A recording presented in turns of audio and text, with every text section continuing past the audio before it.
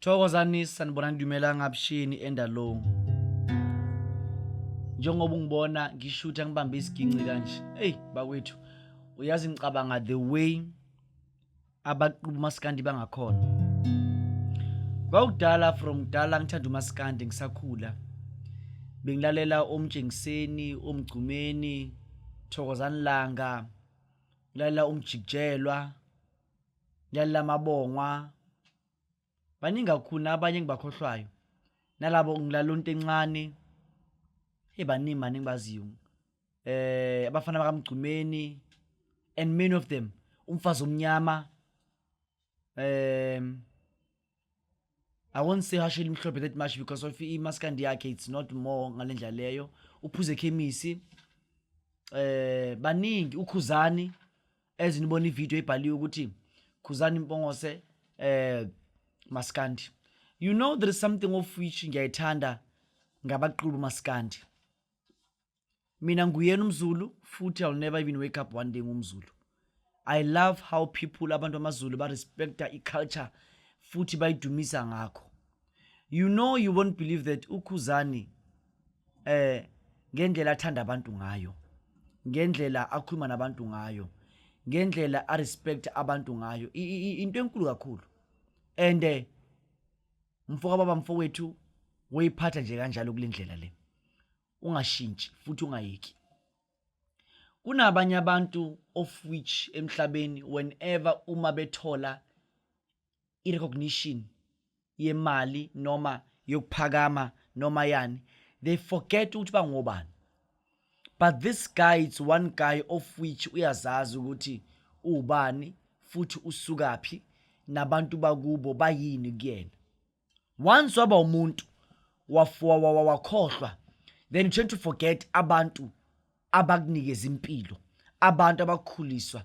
Ingane ayikhuliswa umama oyedwa, ingane ayikhuliswa umuntu oyedwa, ingane ayikhuliswa nje kuphela yebo gogo makhosi, ayikhuliswa abazali bayo bodwa. Ingane ikhuliswa abazali ukuyibona yini omakhelwane. Ijike futhi ikhuliswe ingane kuthiwa yini abazali abayizalayo nomakhelwane. Osisi labadala labahlala njalo bekuthuma bekunikeza i1 rand, bekunikeza 2 rand, u5 rand, abazali bakho. Abo baba laba kwazi ukuthi bethi hey mntaka basibani lesikhipha lesinye sikulingana. Uthi songilingana baba isithathe sakho. Hey mntaka sibani nazi icathulo ungayigcoka. Those people are contributing equeen kwethu. Those people have contributed equeen kwethu. That's why mina ngilenza iphutha. Each and every year ekhaya la ngakhula khona ngihlaba inkomo. Fuze ngihlaba inkomo ezu4 noma 3 ngonyaka. Uma ngihlabele lezo inkomo lezo ngiyazi ukuthi ngisuke ngiyenzela abantu bakithi, isizwe sakithi. Hlezi ngenza nje imicimbi. Uma ngiyaxolisa lesigini sesayishaya manje angazi kwenze njani. Mhlambe sisangizwe ukuthi kuba ngoKhuzani. Uyabona ngikutshela ukuthi nangala ngihlala ngakhona bayazi ukuthi umkhulu uyasihlabela, asinikeza utshwala siphuze kube mnandi. I do. Angiphuze utshwala mina ngibhemi. Kodwa uma ngenza umqimbi ngiyenzela abantu utshwala, ngithenga utshwala abantu baphuze abantu badle. Bayazi ukuthi kunenyanga eyasuka la eyakhuliswa yithina.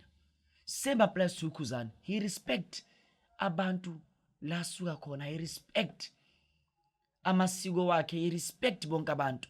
Then ngithande into ukuthi abelaphi bendabuko base KZN, especially abase Thekwini, bayimbumba A1 bakanje.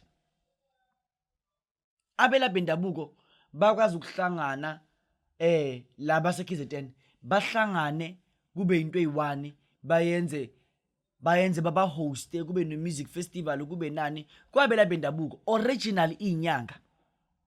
I'm talking about izangoma original Inyanga. Ba hoste, mawuqeda ukuhosta kube ama artistic amaskande, kube inyanga zikhona lapho. Uthola ukuthi kwenziwe ifestival but umuntu uyabheka ifestival yakhona ihostwe uDokotela Mabalengwe. Ahoste nje ifestival enkulu, ayenze nje i-event. abize abaculi Maskandi bonke bahlangane babe into yodwa kube mnandi. Kube mnandi ngendlela esimanga.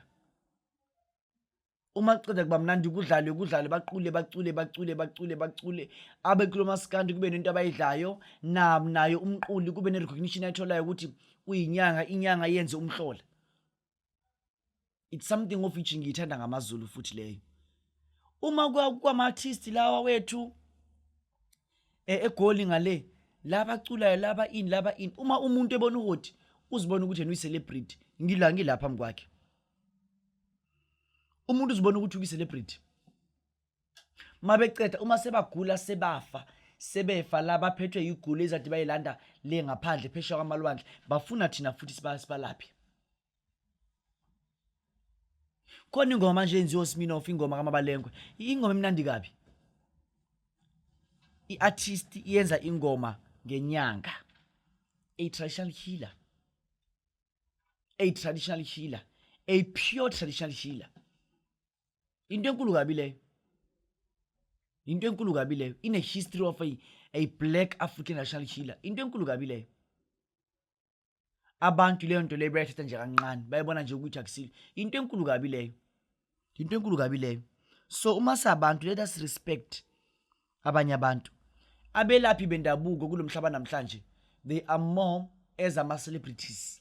Abaprofeti bendabuko kuyimanje they are more as ama-celebrities. Ama-celebrities akusiyabantu abaqulayo kuphela, akusabantu aba-actayo kuphela, akusabantu abalapho kwi-music kuphela. Cha, ayikho kanjalo. So ngiyayithanda lento yala yase KZN ngoba eKZN abantu bakhona they respect one another. You can take inyanga efana nomzimba ukhalimali. Umzimba ukhalimali hlezi njalo ehosta. Uyahosta njalo enza ama-event kube mnandi. Kuzwakala ukuthi hayi inyanga le yasebenza le. Mina if they were abaculi aba-serious abanamandla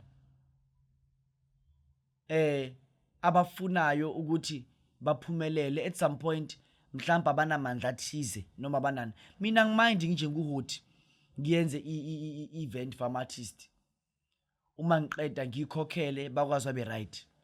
But leyo nto leyo kunzima ukuthi ngayenza ngoba abaculi baseGoli bayithatha ngathi ba ama-celebrity but umuntu wakhona uhlala ku-flat ye-3 room. Manje 3 room noma ye-2 room, ikhishi, i-dining, ulala futhi khona ngala noma ye-1 room. Ikhishi, i-dining, i-bathroom ekamereni eli-1 but umuntu wakhona uzibona kuyi-celebrity. Baya kuphi ubuntu ebantwini? Abantu abazazi ukuthi uba ngobani. Ngiyafisa nje ukuthi ngihlanganise ama-artist ngiyenze nje i-event for yobona kusebenze kube mnandi kulunge nje kudlwe kamnandi kuyinyanga mhlawumbe ngalosuku lelo kube nezinyanga nje ezinkulu. Inyanga ezinkulu zifike kule ndawo leyo kube mnandi kubonakala ukuthi kuya ngapi.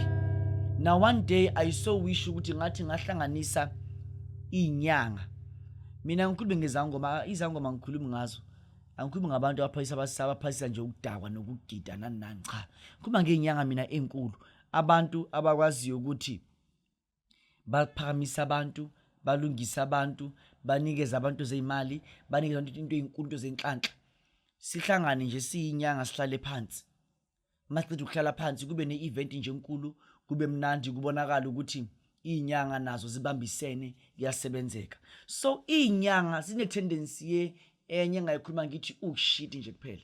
Izinyanga zinonsense eningi. Ngoba inyanga uma wena uya kuyona, ngashuda mina kuyimanje ku-channel enye inyanga. Leyo nyanga leyo ibonisa abantu ngathi mina ngifundisa uHoti ukuthi yonke inkinga ngezinyanga leyo. Kanti uHoti solo kwamthola eyimele. But uma uyinyanga umenyanga hlala ngizabe ngithi le nyanga lencane, le nyanga lenja, le nyanga lencane ngani wena umuntu ungayithosisanga. So ngiyawisha nje ukuthi ngenzela ama-artist wakithi into ekanjalo kube mnandi nje kujabulwe kukhanye kuzwakala ukuthi ini yini. So wena muntu onenkinga zezimali ongene kwiyikweletu eziserious onenkinga kakhulu, awuthole nasisiwasho semali, ungifonele ungithinte, uthole isiwasho semali, izinto zikhanye, uphakame, into zakho nje zilunge. Thola isiwasho semali ukwazi nje ukuthi ube right. Thola isiwasho semali kusebenzeke, kukhanye, akithi borinkaring, uthole nje isiwasho semali, ugeze ngaso, ufuthe ngaso, into zakho zazi zikhanye. Bese wena umuntu ufuna ukuhlola, ngifonele athi amanamba ami 076 324 8763. Wonke ama-artist ase KZN ngithi kunihlala njalo nihlangene, ningaxabani njengoba nihlala nilwa otshata nongizwe. Stop le nonsense le yenu leyo. Sibukela kunina thina abanye siyanthanda uma nihlangene into yodwa. Utshata nongizwe abastopela amanyalo abo ukuthi bahlale njalo nje bexabana, asazi ukuthi baxabaniswa yini lento engaka le ngenamsebenzi. Makhosi, siyabonga.